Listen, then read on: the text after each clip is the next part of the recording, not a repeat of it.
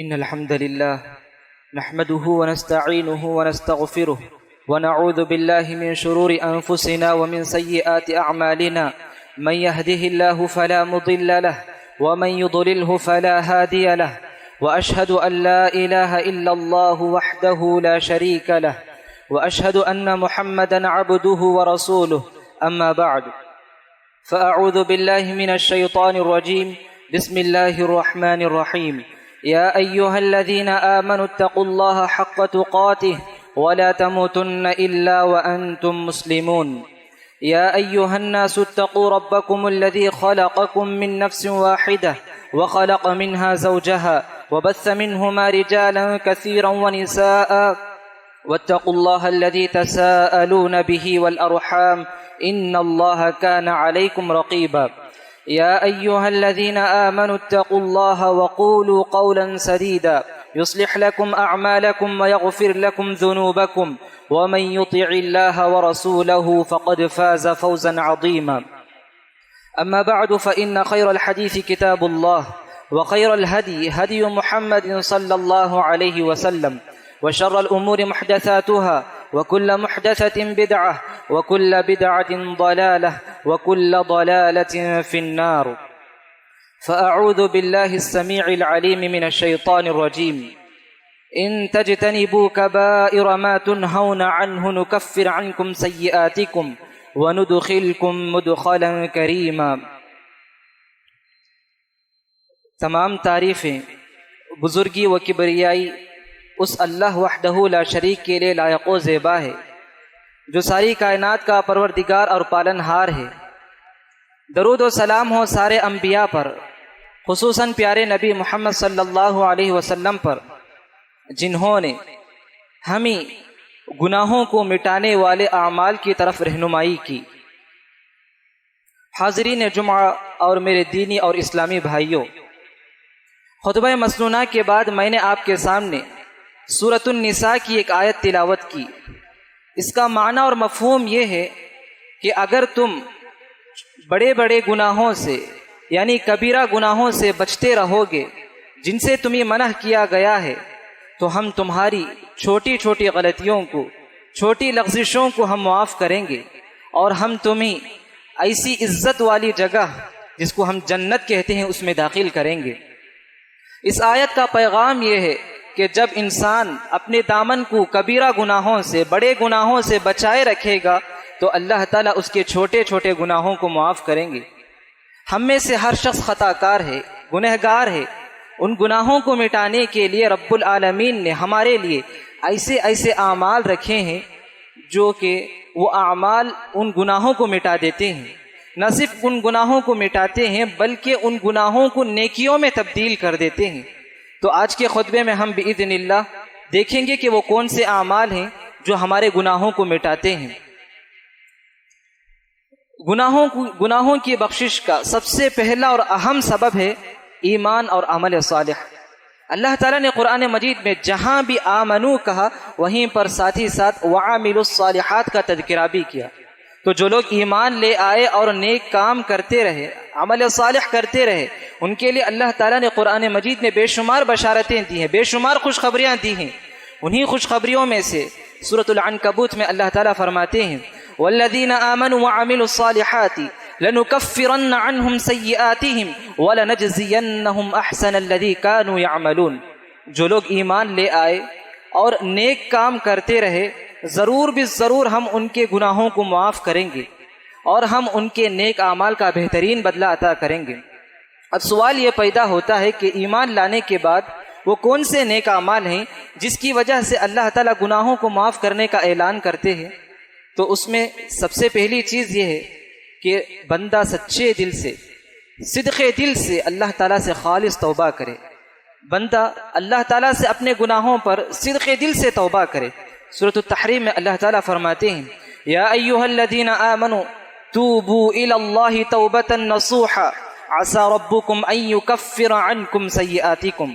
اے ایمان والو تم اللہ تعالیٰ کے سامنے صدق دل سے توبہ کرو، خالص توبہ کرو، قریب ہے کہ تمہارا رب تمہارے گناہوں کو معاف کر دے گا۔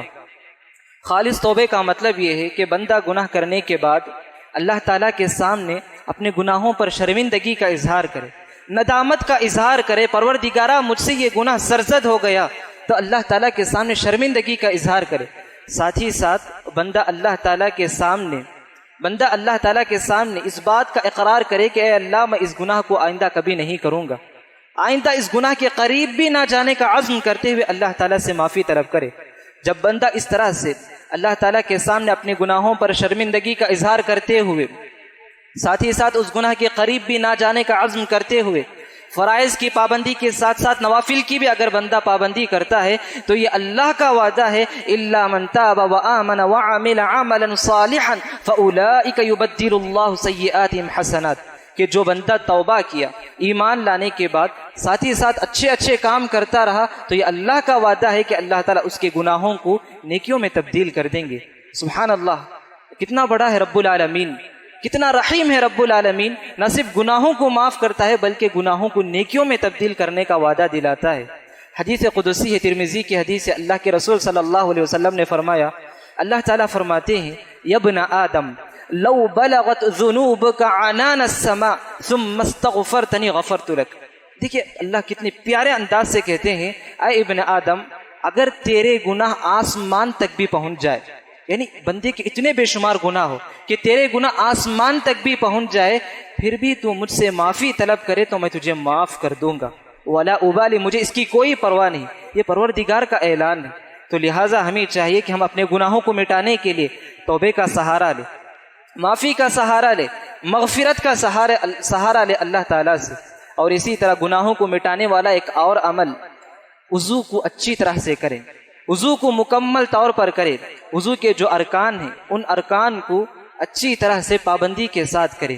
اللہ کے رسول صلی اللہ علیہ وسلم نے فرمایا من توضأ فاحسن الوضوء، جو بندہ وضو کرے اچھی طرح سے وضو کرے، یعنی وضو کے جو ارکان ہیں ان کو اچھی طرح سے ادا کرے، خرجت خطاياه من جسده حتى تخرج من تحت اظفاره، تو اس کے گناہ اس کے جسم سے نکل جاتے ہیں یہاں تک کہ اس کے ناخنوں کے نیچے جو گناہ ہوتے ہیں وہ گناہ بھی نکل جاتے ہیں۔ ایک اور حدیث میں اللہ کے رسول صلی اللہ علیہ وسلم نے فرمایا جب ایک مومن بندہ وضو کرتے ہوئے چہرہ دھوتا ہے تو اس کی آنکھوں سے جو غلطیاں ہوئی، اس کی آنکھوں سے جو گناہ ہوئے وہ گناہ سب جھڑ جاتے ہیں۔ جب بندہ ہاتھ دھوتا ہے تو ہاتھ سے جو گناہ اس سے ہوئے وہ گناہ جھڑ جاتے ہیں۔ جب بندہ پیر دھوتا ہے تو اس سے پیر سے جو گناہ ہوئے وہ پیر کے گناہ بھی دھل جاتے ہیں۔ حدیث کا لفظ ہے اللہ کے رسول نے فرمایا حتی یخرج نقیا من الذنوب، یہاں تک کہ بندہ وضو کرنے کے بعد گناہوں سے پاک ہو جاتا ہے۔ سبحان اللہ، وضو کو جب ہم اچھی طرح سے کریں گے مکمل ارکان کے ساتھ تو یہی وضو ہمارے گناہوں کی بخشش کا سبب بن سکتا ہے۔ اور اسی طرح گناہوں کی بخشش کا ایک اور سبب، گناہوں کو مٹانے والا ایک اور عمل مسجد کی طرف چل کر آنا ہے، مسجد کی طرف پیدل آنا ہے۔ پیارے نبی صلی اللہ علیہ وسلم نے فرمایا من تطہر فی بیتہ ثم مشى الی بیت من بیوت اللہ، جو بندہ اپنے گھر میں وضو کرے پھر اللہ تعالیٰ کے گھروں میں سے کسی ایک گھر کی طرف روانہ ہو جائے، یعنی پیدل اللہ کے گھر کی طرف روانہ ہو۔ مقصد کیا ہو؟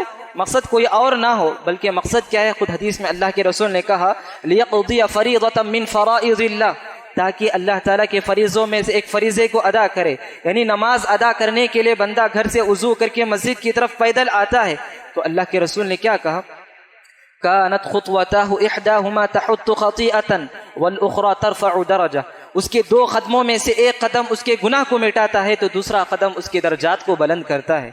ایک اور حدیث میں پیارے نبی صلی اللہ علیہ وسلم نے صحابہ سے پوچھا کیا میں تمہیں ایسے اعمال نہ بتلاؤں جو تمہارے گناہوں کو مٹا سکے اور تمہارے اعمال تمہارے درجات کو بلند کر سکے؟ صحابہ نے کہا قالوا بلا یا رسول اللہ، اے اللہ کے رسول کیوں نہیں، بتائیے اللہ کے رسول۔ اللہ کے رسول نے کہا 3 اعمال کا تذکرہ کیا اللہ کے رسول نے، ان میں ایک عمل کا تذکرہ کرتے ہوئے آپ نے فرمایا وَكَثْرَةُ الْخُطَىٰ إِلَى الْمَسَاجِدِ، مسجد کی طرف جتنا زیادہ تمہارا قدم بڑھے اتنا زیادہ قدم پر اللہ تعالیٰ تمہارے گناہوں کو معاف کرے گا، یہ تمہارے گناہوں کو مٹائے گا اور تمہارے درجات کو بلند کرے گا۔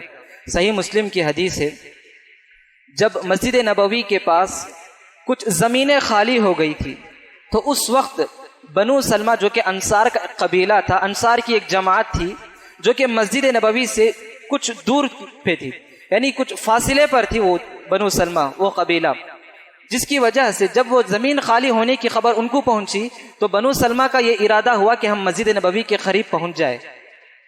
جب اللہ کے رسول صلی اللہ علیہ وسلم کو ان کی یہ خبر پہنچی کہ بنو سلمہ وہاں سے گھر خالی کر کے مسجد نبوی کے پاس آنا چاہتے ہیں، تو اللہ کے رسول صلی اللہ علیہ وسلم بنو سلمہ کے افراد سے پوچھتے ہیں انکم تریدون ان تنتقلوا قرب المسجد، کیا تم چاہتے ہو کہ تم مسجد نبوی کے پاس منتقل ہو جاؤ؟ تو انہوں نے کہا قد اردنا ذلک یا رسول اللہ، ہاں اے اللہ کے رسول ہم چاہتے ہیں کہ ہم اپنے گھر چھوڑ کر مسجد نبوی کے قریب آ جائیں۔ اللہ کے رسول صلی اللہ علیہ وسلم نے تاکید کے ساتھ کہا یا بنی سلمہ یا بنی سلمہ دیارکم تکتب آثارکم دیارکم تکتب آثارکم، آپ نے 2 مرتبہ کہا اے بنو سلمہ جس جگہ پر تم ہو وہیں پر رہو، تم جتنے قدم چل کر مسجد کو آؤ گے اتنے قدم پر تمہارے گناہ معاف کیے جائیں گے اور تمہارے لیے درجات بلند کی جائے گی۔ بنو سلمہ کہاں پر رہتے تھے؟ اگر آج کے طور میں اس وقت اس کا فاصلہ اگر ہم کہنا چاہیں تو مسجد قبلتین کے پاس وہ بنو سلمہ رہا کرتے تھے۔ مسجد قبلتین سے مسجد نبوی کے درمیان کا فاصلہ تقریباً 7 سے 8 کلومیٹر کا فاصلہ ہے، تو 7 سے 8 کلومیٹر کا فاصلہ طے کر کے بنو سلمہ مسجد نبوی آیا کرتے تھے۔ اور اسی طرح صحیح مسلم ہی کی ایک اور حدیث ہے، ابی بن کعب رضی اللہ عنہ کہتے ہیں کہ مدینے میں ایک صحابی ایسے تھے، میری نظر میں، صحابی کہتے ہیں ابی بن کعب، میری نظر میں مدینے کے صحابہ میں سے شاید ہی کسی کا گھر اتنا دور ہو جتنا دور اس صحابی کا گھر تھا۔ اس کے باوجود بھی وہ صحابی جماعت کے ساتھ پابندی کیا نماز پڑھا کرتے تھے، کبھی ان سے جماعت نہیں چھوٹتی تھی۔ ابی بن کعب رضی اللہ عنہ کہتے ہیں کہ میں نے ان سے کہا لو اشتریت حمارا ترکبه فی الظلماء والرمضاء، کاش کہ اگر آپ ایک گدھا خرید لیتے تاکہ تاریکی میں اور گرمی کے موسم میں آپ اس گدھے پر سوار ہو کر مسجد کو آ جایا کرتے، تو فوراً وہ صحابی کہتے ہیں ما احب ان منزلی قرب المسجد، میں نہیں چاہتا کہ میرا گھر مسجد کے قریب ہو۔ جب یہ خبر اللہ کے رسول صلی اللہ علیہ وسلم کو پہنچتی ہے تو اللہ کے رسول صلی اللہ علیہ وسلم اس صحابی کو بلاتے ہیں اور پوچھتے ہیں، تو پوچھنے کے بعد اس صحابی کا جواب دیکھیے، وہ صحابی کہتے ہیں کہ اللہ کے رسول میرا مقصد یہ ہے کہ میرا مسجد کی طرف آنا اور مسجد سے اپنے گھر والوں کے پاس جانا جتنا ثواب ہے میں اس ثواب کو پانا چاہتا ہوں۔ تو پھر اللہ کے رسول صلی اللہ علیہ وسلم خاموش ہو جاتے ہیں۔ تو دیکھیے صحابہ کے اندر اس حدیث کو سننے کے بعد کہ مسجد کو جتنا زیادہ قدم چل کر آئیں گے اتنا قدم چل کر آنا تمہارے لیے تمہارے گناہوں کو مٹا سکتا ہے اور تمہارے درجات کو بلند کر سکتا ہے، سننے کے بعد صحابہ کے اندر کتنا وہ عمل کا جذبہ تھا۔ آج ہمارے پاس گلی گلی میں مسجدیں موجود ہیں، گلی گلی میں مسجدیں ہونے کے باوجود بھی ہم نماز میں مسبوق نظر آتے ہیں، ہم نماز میں تاخیر سے پہنچتے ہیں، یا تاخیر سے نہ بھی پہنچے تو ہم نماز ہی کو چھوڑ دیتے ہیں۔ تو لہٰذا ہمیں چاہیے کہ ہم اس کی پابندی کرنی چاہیے۔ اور اسی طرح گناہوں کو مٹانے والا ایک اور عمل فرشتوں کی آمین کے ساتھ آمین کہنا، فرشتوں کی آمین کے ساتھ آمین کہنا۔ اللہ کے رسول صلی اللہ علیہ وسلم نے فرمایا اذا امن الامام فامنوا، جب امام آمین کہے تو تم بھی آمین کہو، فانه من وافق تامینه تامین الملائکہ غفر له ما تقدم من ذنبه، جس کی آمین فرشتے کی آمین سے موافقت کر جائے، مل جائے، اللہ تعالیٰ اس کے پچھلے گناہوں کو معاف کر دیتے ہیں۔ یہ صحیح حدیث ہے، یہ کسی کا قول نہیں ہے، کسی کی بات نہیں ہے، بلکہ پیارے نبی کی بات ہے۔ پیارے نبی کا قول ہے کہ جس کی آمین فرشتوں کی آمین سے مل جائے، موافقت کر جائے، اللہ اس کے گناہوں کو معاف کر دیتے ہیں۔ اور اسی طرح گناہوں کو مٹانے والا ایک اور عمل یہ ہے کہ فرض نماز کے بعد ہم جس جگہ پر فرض نماز پڑھتے ہیں اسی جگہ پر بیٹھے رہیں۔ اس حدیث کی تشریح میں ابن بطال علیہ الرحمہ صحیح بخاری کی حدیث کی شرح میں لکھتے ہیں من کان کثیر الذنوب واراد ان يحطها اللہ عنہ بغیر تعب، جس شخص کے بے شمار گناہ ہوں اور وہ چاہتا ہے کہ بغیر کسی محنت و مشقت کے، بغیر کسی محنت کے اس کے گناہ معاف ہو جائے، اسے چاہیے کہ جس جگہ وہ نماز پڑھتا ہے فرض نماز، اسی جگہ پر نماز ختم ہونے کے بعد بیٹھا رہے، اسی جگہ پر بیٹھا رہے، کسی سے بات نہ کرے اور وضو نہ ٹوٹنے تک بیٹھا رہے۔ تو اللہ کے رسول صلی اللہ علیہ وسلم نے کہا کہ اس شخص کے حق میں فرشتے مغفرت کی دعا کرتے ہیں۔ جب تک بندہ فرض نماز کے بعد جس جگہ وہ نماز پڑھتا ہے اسی جگہ پر بیٹھتا ہے، فرشتے اس کے حق میں دعا کرتے ہیں اللہم اغفر لہ، اللہم ارحم، پروردگارہ تو اسے معاف کر دے، پروردگارہ تو اس پر رحم فرما۔ تو یہ فرشتے کی دعا ہے، تو فرشتے ہمارے حق میں مغفرت کی دعا کرتے ہیں جس کی وجہ سے ہمارے گناہ بھی معاف ہو جاتے ہیں۔ اور اسی طرح گناہوں کو مٹانے والا ایک اور عمل یہ ہے کہ ہم خفیہ طور پر صدقہ و خیرات کریں، لوگوں کی نظروں سے چھپ کر ہم صدقہ و خیرات کیا کریں۔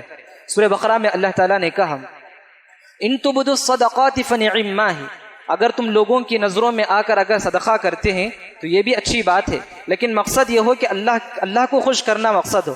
لوگوں کی نظروں میں صدقہ کرنے کا یہ مطلب نہ ہو کہ لوگ مجھے سخی کہیں، لوگ مجھے مالدار کہیں، یہ مقصد نہ ہو، بلکہ مقصد اللہ کو خوش کرنا ہو۔ ان تبدوا الصدقات فنعما ہی وان تخفوها وتؤتوها الفقراء فهو خير لكم، اگر تم چپکے سے صدقہ کرے، خفیہ طور پر اگر تم صدقہ کرتے ہیں تو یہ ضرورت مند کے لیے اچھی چیز ہے، کیونکہ ضرورت مند لیتے ہوئے جب چھپ کر آپ دیں گے تو ضرورت مند کو کچھ آر محسوس نہیں ہوگی، ضرورت مند کچھ عیب محسوس نہیں کرے گا۔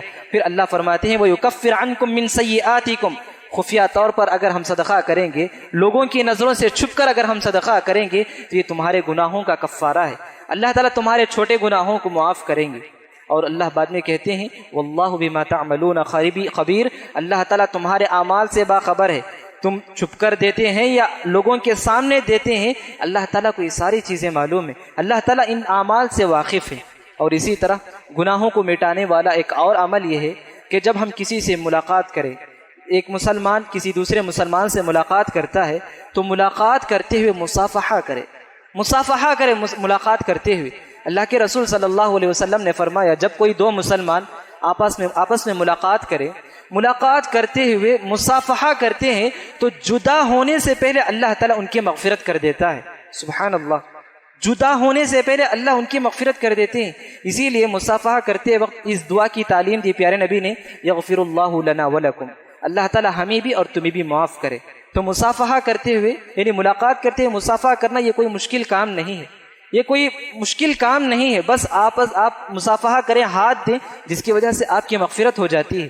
اور اسی طرح گناہوں کو مٹانے والا ایک اور عمل یہ ہے کہ جس جگہ پر ہم بیٹھتے ہیں، کسی مجلس میں ہم بیٹھیں یا کسی بھی میٹنگ میں ہم بیٹھیں تو میٹنگ ختم ہونے کے بعد، مجلس ختم ہونے کے بعد ہم مجلس کا کفارہ یعنی کفارہ مجلس کی جو دعا پیارے نبی نے ہمیں سکھائی ہے وہ دعا پڑھ کر اٹھیں۔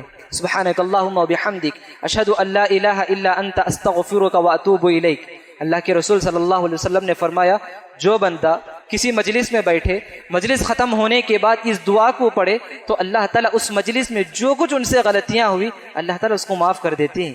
کیونکہ ہم کسی بھی مجلس میں جب بیٹھتے ہیں تو مجلس میں بیٹھتے ہوئے ہم سے کچھ نہ کچھ غلطی ہو جاتی ہے، ہم کچھ نہ کچھ زبان سے ادا کر دیتے ہیں، تو کچھ نہ کچھ ہم اپنی زبان سے ادا کر دیتے ہیں جس کی وجہ سے اللہ تعالیٰ ہمارے گناہوں کو معاف کر سکتے ہیں کفارہ مجلس کے وقت میں۔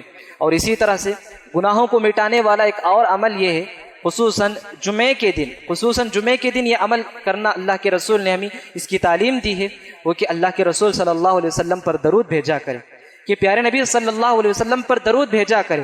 اللہ کے رسول صلی اللہ علیہ وسلم نے فرمایا من صلی علی صلاۃ واحدۃ، جو شخص مجھ پر ایک مرتبہ درود بھیجے۔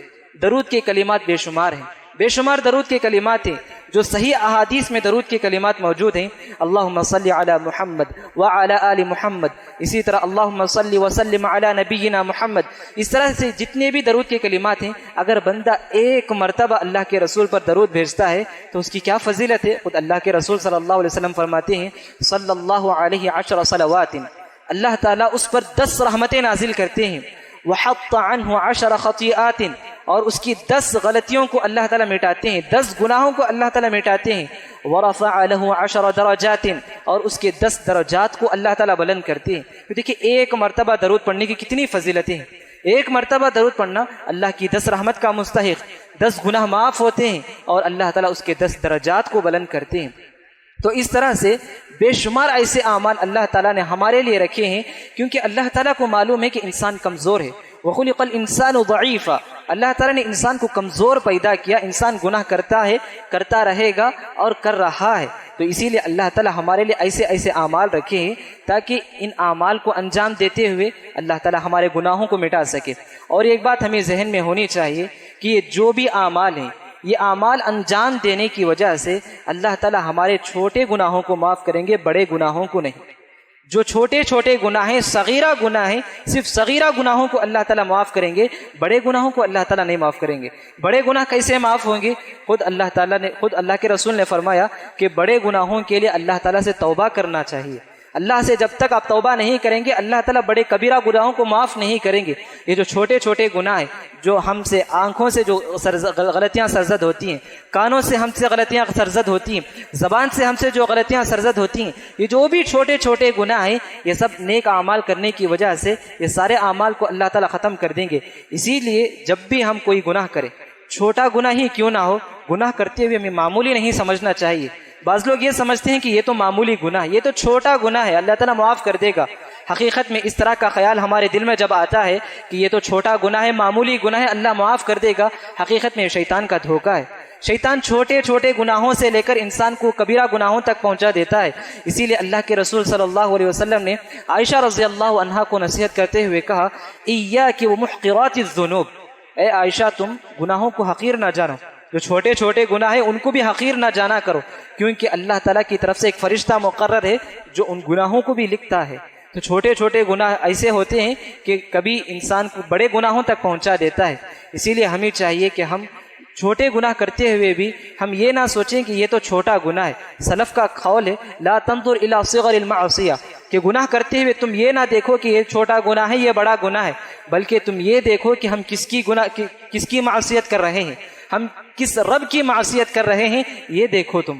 تو یہ سلف کہا کرتے تھے۔ تو لہٰذا ضرورت اس بات کی ہے کہ ہم ایسے اعمال کو انجام دینے کی کوشش کریں جو ہمارے گناہوں کو مٹا سکے۔ خلاصے کے طور پر میں ایک اور مرتبہ جو کچھ اعمال میں نے آپ کے سامنے بتائے رکھ دوں کہ عمل صالح وہ کون سے اعمال ہیں جو ہمارے گناہوں کو مٹا سکتے ہیں۔ سچے دل سے خالص توبہ کریں، خالص توبہ کریں۔ دوسری چیز یہ کہ مکمل اچھی طرح سے وضو کریں۔ تیسری چیز یہ کہ مسجد کی طرف پیدل آنے کی کوشش کریں، مسجد کی طرف چل کر آنے کی کوشش کریں۔ چوتھی چیز یہ کہ فرشتوں کی آمین کے ساتھ آمین کہے، یعنی امام جب غیر المغضوب علیہم ولا الضالین کہے تو آمین کہے، یعنی جب امام آمین کہے تو تم بھی آمین کہو۔ پھر اسی طرح پانچویں چیز یہ کہ فرض نماز کے بعد جس جگہ پر ہم نماز پڑھتے ہیں اسی جگہ پر ہم بیٹھے رہیں تاکہ ہمیں ملائکہ کی مغفرت نصیب ہو، ملائکہ کی دعا ہمیں نصیب ہو۔ اور اسی طرح چھٹی چیز یہ کہ خفیہ طور پر لوگوں کی نظروں سے چھپ کر صدقہ و خیرات کیا کرے۔ ساتویں چیز یہ کہ کفارہ مجلس کا جو کفارہ ہے، مجلس ختم ہونے کے بعد جو دعا پیارے نبی نے ہمیں سکھائی اس دعا کا اہتمام کرے۔ آٹھویں چیز یہ کہ اللہ کے رسول صلی اللہ علیہ وسلم پر درود بھیجا کرے۔ نویں چیز یہ کہ جب بھی ہم کسی مسلمان بھائی سے مصافحہ ہوئے ہم ان سے مصافحہ بھی کرنے کی کوشش کریں۔ اور اسی طرح 10ویں اور آخری چیز یہ کہ جب بھی کسی مسلمان کو، جب بھی کسی مومن بندے کو کوئی تکلیف پہنچے، کوئی بھی مصیبت پہنچے تو اس مصیبت پر صبر کرے، اس مصیبت کو برداشت کرنے کی کوشش کرے۔ اللہ کے رسول صلی اللہ علیہ وسلم نے فرمایا ما یصیب المسلم من نصب ولا وصب، جب بھی کسی مسلم کو، کسی مومن بندے کو کوئی بھی تھکاوٹ نصیب ہو، کچھ بھی تھکان، کچھ بھی تکلیف، کچھ بھی غم لاحق ہو، حتی الشوکۃ التی یشاکھا، یہاں تک کہ اگر اس کے پیر میں ایک کانٹا بھی چھپتا ہے الا کفر اللہ بها الخطایا، تو اس کی وجہ سے اللہ اس کے گناہوں کو معاف کرتے ہیں۔ تو 10ویں چیز یہ کہ بندہ مصیبت کے موقع پر، پریشانی کے وقت پہ اللہ تعالیٰ سے صبر کی امید رکھے، صبر کا دامن تھامے رہے، برداشت سے کام لینے کی کوشش کرے۔ اللہ تعالیٰ سے دعا ہے کہ اللہ تعالیٰ مجھے اور آپ کو ایسے اعمال انجام دینے کی توفیق دے جس سے ہمارے گناہ کو اللہ تعالیٰ مٹا سکے۔ نہ صرف اللہ تعالیٰ ہمارے گناہوں کو مٹا سکے بلکہ ان گناہوں کو اللہ تعالیٰ نیکیوں میں تبدیل کرے۔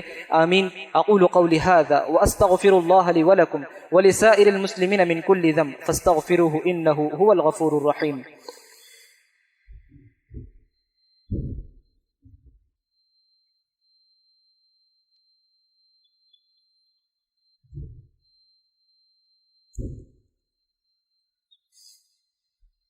إن الحمد لله نحمده ونستعينه ونستغفره ونؤمن به ونتوكل عليه ونعوذ بالله من شرور أنفسنا ومن سيئات أعمالنا من يهده الله فلا مضل له ومن يضلله فلا هادي له وأشهد أن لا إله إلا الله وحده لا شريك له وأشهد أن محمدا عبده ورسوله أما بعد فأعوذ بالله من الشيطان الرجيم إن الله وملائكته يصلون على النبي يا أيها الذين آمنوا صلوا عليه وسلموا تسليما اللهم صل على محمد وعلى آل محمد كما صليت على إبراهيم وعلى آل إبراهيم إنك حميد مجيد اللهم بارك على محمد وعلى آل محمد كما باركت على إبراهيم وعلى آل إبراهيم إنك حميد مجيد. اللهم أعز الإسلام والمسلمين وأذل الشرك والمشركين ودمر أعداء الدين. ربنا آتنا في الدنيا حسنة وفي الآخرة حسنة وقنا عذاب النار. ربنا لا تزغ قلوبنا بعد إذ هديتنا وهب لنا من لدنك رحمة إنك أنت الوهاب. اللهم يا مقلب القلوب ثبت قلوبنا على دينك، ويا مصرف القلوب والأبصار صرف قلوبنا على طاعتك. اللهم آت أنفسنا تقواها وزكها أنت خير من زكاها أنت وليها ومولاها. اللهم إنا نسألك فعل الخيرات، اللهم إنا نسألك فعل الخيرات وترك المنكرات وحب المساكين. اللهم إنا نعوذ بك من الفتن ما ظهر منها وما بطن. آمين. عباد الله رحمني ورحمكم الله، إن الله يأمر بالعدل والإحسان وإيتاء ذي القربى وينهى عن الفحشاء والمنكر والبغي يعظكم لعلكم تذكرون. اذكروا الله الجليل يذكركم وادعوه يستجب لكم، ولذكر الله تعالى أعلى وأولى وأجل وأتم وأكبر، والله يعلم ما تصنعون.